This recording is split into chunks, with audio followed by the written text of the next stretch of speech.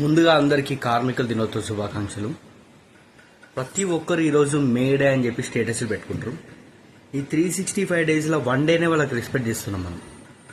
మీలో ఎంతమంది మీ ఇంటికి డెలివరీ తీసుకొచ్చిన డెలివరీ బాయ్కి థ్యాంక్ యూ చెప్పి వాటర్ ఇచ్చారు?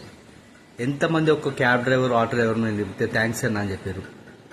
ఎంతమంది మీరు ఇప్పుడన్నా రైల్వే స్టేషన్లోనో ఎయిర్పోర్ట్కి వెళ్తే అక్కడ పనిచేసే ఆ జెనిటర్లకు థ్యాంక్ యూ చెప్పి వీళ్ళైనంత కొంత టిప్ ఇచ్చారు? సో ఇలా చేయడం వల్ల ఏమవుతుందంటే, ఇప్పుడు మనం ఒక హోటల్కి వెళ్ళినప్పుడు ఒక వెయిటర్కి 10 రూపాయలు టిప్ ఇస్తే ఆయనే కొంచెం హ్యాపీగా ఫీల్ అవుతుంటాడు. అరే మనం చేసిన పనికి కొంచెం రెస్పెక్ట్ ఉందండి. ప్రతి ఒక్కరితో నవ్వుతూ మాట్లాడాలి వర్కర్తో.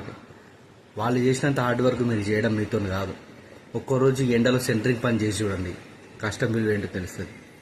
ఒక కార్మికుడు ఒక ఫ్యాక్టరీలో పనిచేస్తున్నప్పుడు ఆయన ఎంత హార్డ్ వర్క్ చేస్తే ఆ పని అవుతుంది. ఒక ప్రోడక్ట్ మన చేతిలో పడుతుందంటే దానిలో కార్మికుల శ్రమ ఎంతో ఉంది, అది గుర్తించాలి.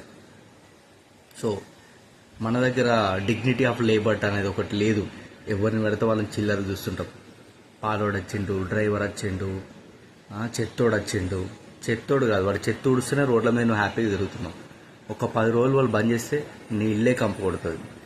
సో ప్రతి ఒక్కరికి రెస్పెక్ట్ చేయండి. మేడే వర్తిల్లాలి. కార్మికులు బాగుంటేనే సొసైటీ బాగుంటుంది. ఎప్పుడైనా కానీ కింద బాగుంటేనే, గ్రౌండ్ బాగుంటేనే ఫౌండేషన్ బాగుండాలి. వాళ్ళ కింద గ్రౌండ్ స్టాఫ్ వాళ్ళు పనిచేస్తేనే సొసైటీ బాగుంటుంది. సో హ్యాపీ మేడే, కార్మికులు వర్ధిల్లాలి. Thank you.